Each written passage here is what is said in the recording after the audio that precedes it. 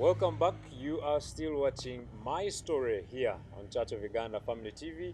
I remember it happens every Sunday at 6:30 p.m. You'd want to tune in and, of course, sit back and, of course, enjoy the conversations that of the people we bring here to tell us their experience, to tell us everything they went through to be what they are now. Today, well, if you have not joined us, if you are not part of the first segment, we are with Mr. Biingi Julius Kawiso, a very prominent person in Uganda here, very prominent, and he's telling us his story of how he made it to be what he is now. He has already told us his life in school and everything, now proceeding to the working environment. Now we want to understand how he made it to be with Mrs. Rosalyn Biingi Kawiso, who is the president at Namirembe Diocese. So, where and how do you meet this woman? Thank you very much once again, listeners. Uh, it's quite a very interesting story. Our journey is a very interesting journey. Like I told you, I migrated from the east, Yes, yes. went to the west in Hoima, and that's where I met Rose. Okay. We met Rose because we were staying in the same village. We met Rose and started our friendship in a secondary life. Started as friends. Yes, Wow. casual friends, casual. Mm.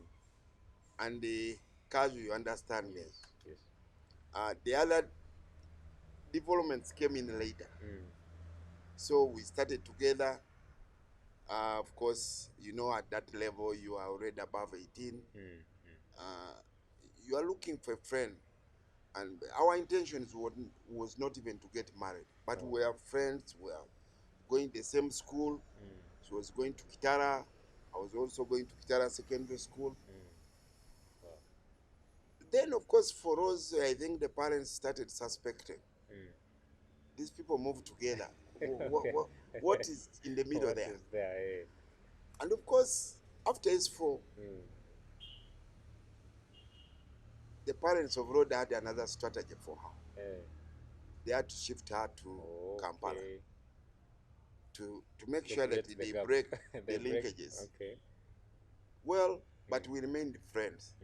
I would communicate to her, write to her, you know. Those days you would write letters through post office. But for me, I would write to her through the bus communications. There were buses. Oh. By then, there was a bus called Kasamba. It could come to Kampala every day. Oh. Yes. So I would write to her, say hi, how is life in Kampala? Now they had separated us. Then I went to HS. When I went to HS, still the same story. First, she was in Kampala. I was in Hoima. Now, time came when I was joining the university. I bounced back in Kampala also. Oh. And remember, they had shifted up from Hoima because I was there. So Rose again, they had to take her somewhere else. Hey. To Kabale. By then, there were those Wow. courses, the commercial courses. It was Kabale UCC by then. It was one of the prominent UCCs around. We had in Nakawa. I think she had been called to Nakawa MOPS. By then, it wasn't MOPS, but it was also Uganda College of Commerce. But they had, after hearing that I had joined Makerere, they had to take Rose to Kabale, which is, I don't know how many kilometers away from here. So, but still we remain friends. We remained friends with Rose. Communicating? Communicating. Oh. And then after our university, and I'd finished university, she had finished college, we became into serious business. Okay. We loved each other. We stayed together. The parents started knowing me even more official, and they liked me. They looked into a man of my caliber. I wasn't a quank, and I think she's a lady I wanted. There's a lot of qualities that I wanted in a Rose. There are a lot of qualities that she admired into me, and we became very serious. Like people who begin from oblivion, we started our journey. Now, for me, of course, like I told you, I had a job in the bank. Rose did not have a job, but I had so many connections. I had friends. There was a company in Hoima by then, it was called British American Tobacco. I had a friend there whom I was networking with, so I told him I have my friend, and I think that friend of mine was genuine. He said, we know we have a job, but it's a computer job. We have been bringing people in Hoima here at our life center, but these people have been resigning. They don't like to stay here because I think by then they were paying little money. So he said he's Rose computer literate, and she wasn't by then. So I had to send her to Kampala for a special program in computing. And when she went for interviews, she passed the interview. Oh, wow. So they gave her a job in Hoima, and that's how also she started her job career. She worked for British American Tobacco for 11 years. And in the 11 years, she held high positions. She was an administrator. Actually, at a certain point, the salary she was getting was even more than my salary. Yeah, but still, we continued. We loved each other. We started a family life. Oh, yes. We had our firstborn. Then we had our secondborn. And then when we had our secondborn, we were not officially married. Oh. So it wasn't easy at that time. So we said, you know what? I think we are in sin. So we had to think twice. I approached my colleagues. By then I was, I think, in Masaka. That's where I was working as a sales rep. We had some meetings with some colleagues. Rose accepted because I had to do the introduction. That was December 1998. Wow. Just after 1 month. So we had to organize an introduction. We had to go and introduce ourselves to the family of the Roses in Hoima. By then, Rose also was working in Rukunjiri. She had been transferred as an administrator in British American Tobacco. So we did our introduction. After 1 month, we wedded. We wedded actually in Masaka, just because we were near each other. It was convenient for people to travel from Kampala and also people from Rukunjiri. But we had to shift people from Hoima. So our wedding was in Masaka, in Borovado Hotel. And of course, the reception was Total Highway. That highway behind there, they were gardens. Right now, they are not there. But we had our reception there. Then we had our dinner at the Hotel Borovado. So we wedded officially in church. The late Bishop of Mitiana is the one who wedded us. And that was it. Oh, wow. Yes. So how do you together Yes. build such a family, such a big family?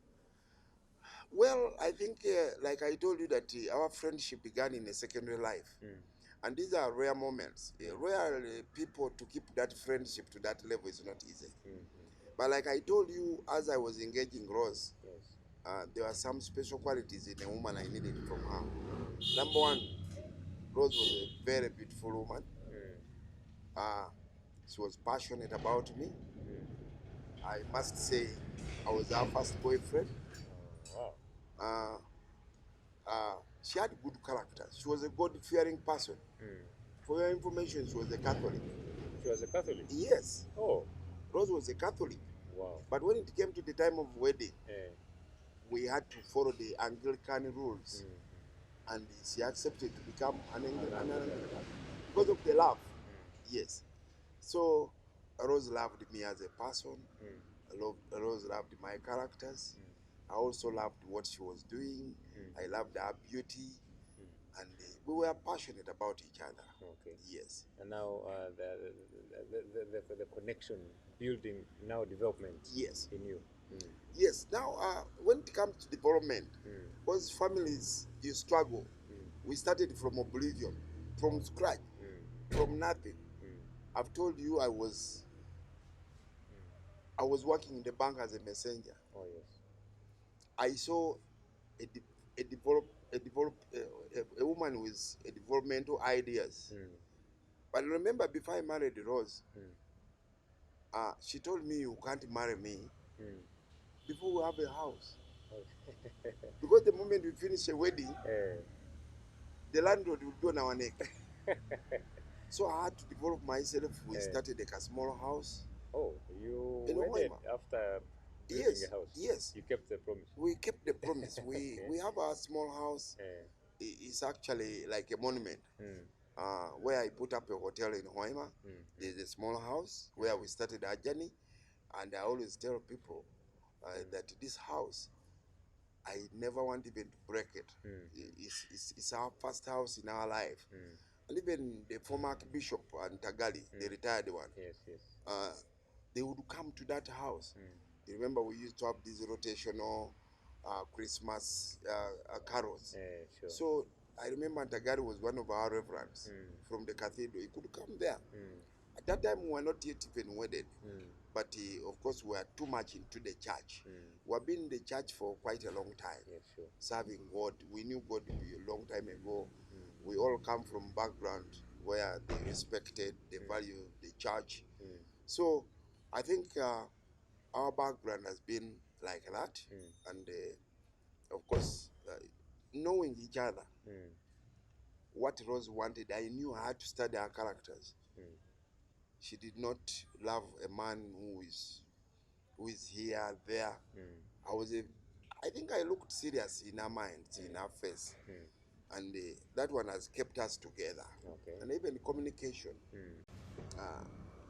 She cannot be somewhere and I don't know. Neither can I be anywhere and I don't know. You get the point? Yes. And even hard work. She's a man, because I was extremely hardworking man. We all began slow, but we needed to live a good life. We needed to have a car. And like I told you, my first car was in the brewery. But Rose's first car, she was the first person to buy a car in the home. Because like I told you, our salary was big compared to me. So she bought a car, but for me I had a company car.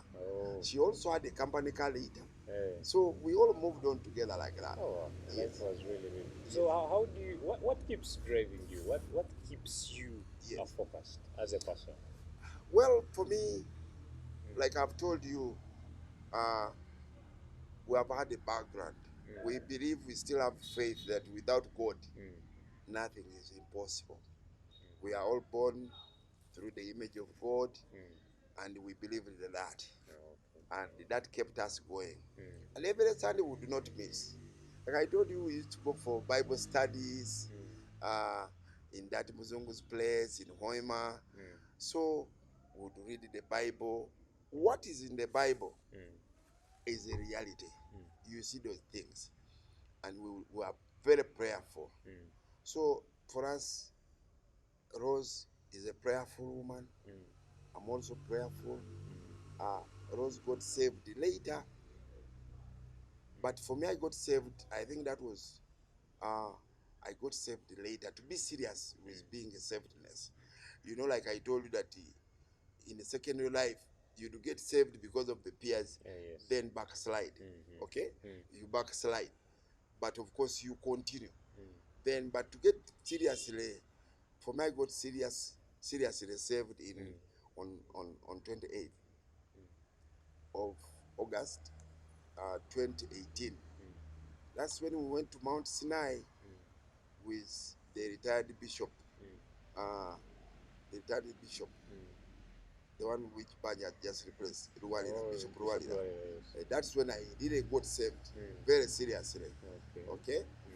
But Rosa had already got seriously saved a long time ago, and she was serious. She was seriously hardworking. She doesn't love poverty in the home, and I have to account for the money that I bring, and we didn't have a lavish life. Is there something that hit you and you felt like giving up on life? Well, we had challenges. We had challenges. You can do something and it doesn't come up very well. But for us, we were extremely focused because when we decided to live together, we were serious about ourselves. Okay. We would plan. Mm. We would plan for our monies. Mm. For me, Rosa stood by my side. Mm. All the monies that we would get. We tried even farming. Oh. Yes. Mm. We have a big chunks of land in Hoima. We have a farm. Mm. We have animals. Mm. We grew trees. We even reared fish, Mm. fish ponds. Mm. We have done everything. We tried tobacco growing Mm. because by then there was a lot of money in tobacco. Mm. I know it's not allowed in the Anglican church, Mm. but I mean, we would struggle Mm. to get money Okay. by all means. Wow. Yes. Now I think we're almost coming to the end of this. Yeah. Is there an anchor verse that keeps you motivated or moving in the Bible? Is there any quote in the Bible that keeps you moving? Well, for me, that verse, which is the theme of Namirembe Mm. Diocese, John Mm. chapter 15, verse 16. Okay. Sigwe Wandonda. Mm. It's not you chose me, I chose you. It's a verse that moves me a lot. Mm. And when the current bishop brought it as a theme for Namirembe, Mm. I was extremely excited Wow. because in this world, Mm. we were created by God. Mm. We are brought up by God. Mm. We are living by the mercy of God. Mm. And all these blessings you see, Mm. for us, it is not our energies. Mm. It's not our effort. Mm.